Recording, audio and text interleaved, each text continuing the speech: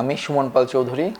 গতকাল 25/5/26 তারিখ দুপুর 12:45-এ আমার এবং আমার মা মিলন রানী পাল চৌধুরীর পাসপোর্ট এবং জাতীয়তা পরিচয়পত্র জামাল খান শিকদারের হোটেলের সামনে থেকে চুরি হয়ে যায়।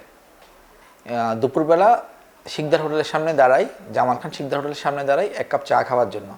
যখনই আমি আমার গাড়ি থেকে, আমার মোটরসাইকেল থেকে দাঁড়িয়ে চায়ের জন্য গেছি, ওই চা পাইনি। তখন মানে 1 মিনিটের মধ্যে আস্তে আস্তে আমার ব্যাগটা ওখান থেকে চুরি হয়ে যায়। আমার মোটরসাইকেল থেকে ব্যাগের মধ্যে আমার পাসপোর্ট, আমার জাতীয়তা পরিচয়পত্র, আমার মায়ের পাসপোর্ট, আমার মার জাতীয়তা পরিচয়পত্র এবং পাসপোর্টের ডেলিভারি স্লিপ ছিল এবং আমার একটি নতুন পাঞ্জাবি ছিল।